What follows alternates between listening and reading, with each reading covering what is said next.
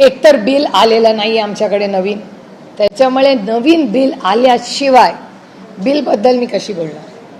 त्याच्यामुळे बिल काय येईल हे बिल आल्यावर 24 तासात त्याचा अभ्यास करून आमचा काय स्टँड आहे हे मी सांगू शकतो. पण थोडंसं तुम्हाला इतिहासात नेते. इतिहास या बिलाचा असा आहे की जेव्हा एकतर महिला आरक्षणाचं बिल हे एकमताने भारताच्या संसदेत पास झालेलं आहे, हे वास्तव आहे या देशात. त्यामुळे महिला आरक्षणाचं बिल यूनॅनिमसली पास हो चुका है इस देश. हम सब ने पास किया है, एक मत से पास किया है. ही एक भूमिका झाली. त्याच्यामुळे हे वास्तव आहे.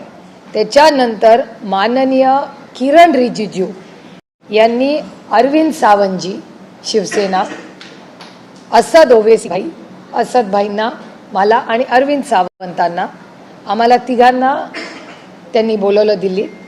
त्या मीटिंगमध्ये या देशाचे गृहमंत्री माननीय अमित भाई शाही होते. त्यांनी आम्हाला सगळ्यांना असं ब्रीफिंग किरण रिजिजूंनी केलं दिल्लीमध्ये की आमचं सपाशी, काँग्रेसशी, DMKशी सगळ्यांचं वेगळं वेगळं बोलणं झालं आहे. आम्ही तुम्हाला तिघांना एकत्र बोलवलेलं आहे आणि आमची भावना आणि भूमिका अशी आहे की एक प्रस्ताव आमच्या मनात आहे की अनेक डिलिमिटेशनबद्दल वेगळी वेगळी मतं आहेत आणि साऊथच्या दक्षिणेतल्या राज्यांना असं वाटतंय की जर पॉप्युलेशन लोकसंख्येच्या वर जर आधारित डिलिमिटेशन झालं तर साऊथवर म्हणजे दक्षिण राज्यांवर अन्याय होईल. त्याच्यामुळे डिलिमिटेशनला सगळ्यांचा विरोध आहे. सगळ्यांना समान न्याय मिळावा हे पूर्णपणे रास्त आहे आणि आम्हाला सगळ्यांनाच मान्य आहे. मग आता डिलिमिटेशनचा फॉर्म्युला काही बदलता येईल का? तर अमित भाई शाह आणि किरण रिजिजूंनी असा एक प्रस्ताव आमच्यासमोर ठेवला की आपण सरसकट काश्मीर टू कन्याकुमारी प्रत्येक राज्यामध्ये 50% सीट वाढतील. याचं उदाहरण मी समजून सांगते तुम्हाला की समजा 48 सीट महाराष्ट्रात आहेत. 48 तर 50% किती होतं? 24. म्हणजे 48 प्लस 24 म्हणजे 72. म्हणजे महाराष्ट्रातून 72 खासदार निवडून जातील. आणखीन एक उदाहरण तेथे समजून सांगायला सोपं करण्यासाठी सगळ्यांना की उत्तर प्रदेशमध्ये 80 खासदार निवडून जातात. त्याचा 50% म्हणजे 40. म्हणजे उत्तर प्रदेशातून 120 खासदार जातील. सोपं झालं? क्लिअर? No confusion? आता समजा आपण महाराष्ट्र केंद्रबिंदू ठेवूया कारण का आपण महाराष्ट्रात बसलोय, मुंबईत बसलोय. 72 खासदारांमध्ये पहिलं SC ST ला आरक्षण द्यायचं. त्याच्यात 3 सीट जातात हिशोबाप्रमाणे. 3 सीट गेल्या 72 मधल्या, एकूण 70 राहिल्या. एकूण 70 मधल्या 33% आरक्षण जाणार, त्या महिला जाणार.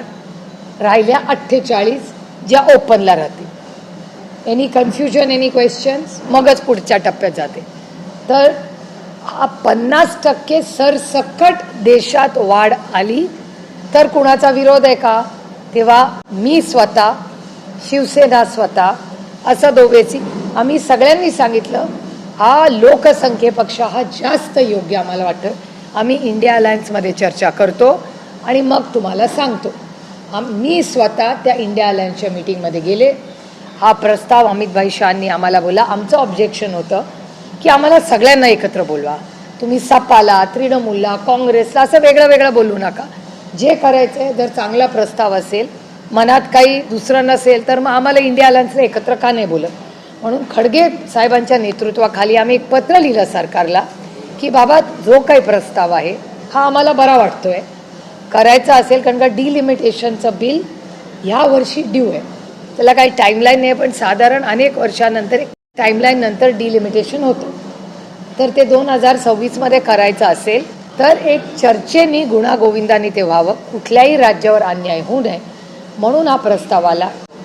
माझं स्वतःचं DMK, तृणमूल, सपा सगळ्यांशी बोलणं झालं, काँग्रेसशी बोलणं झालं आणि मोठी हा प्रस्ताव जेव्हा आला तेव्हा आम्ही सगळे म्हणलो की इंडिया अलायन्सच्या माध्यमातून आपण या सगळ्याचा विचार करायला हरकत नाही कारण का कुठल्याच राज्यावर ह्याच्यात काही अन्याय होत नाही असं दिसतंय. पण हे करत असताना डिलिमिटेशनचा प्रोसेस काय असेल, म्हणजे मतदारसंघ जर बदलायचे झाले तर तुम्ही कसे बदलणार, त्याचा फॉर्म्युला काय, तर याचं उत्तर सरकारकडे नव्हतं.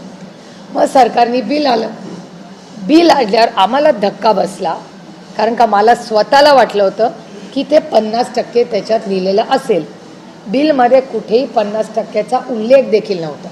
तुम्ही संसदेची चर्चा जर काढून बघितली, आम्ही सविस्तर त्याचा उल्लेख आमच्याही भाषणात केला आहे आणि माननीय अमित भाई शाहचं ऑन रेकॉर्ड पार्लमेंटमध्ये संसदेत स्टेटमेंट आहे की 50%ची अट माझी घालायची तयारी आहे, 1 तास हाऊस बंद करूया, मी बिलाचा प्रस्ताव करतो. नंतर ना हाऊस बंद झालं ना नवीन बिल आलं. आणि बिलचं काय झालं हे तुम्ही सगळ्यांनी पाहिलेलं आहे. त्याच्यामुळे 50%, आता मला कोणीतरी परवा व्हॉट्सॲपवर विचारलं तुमचा डिलिमिटेशनला सपोर्ट आहे का,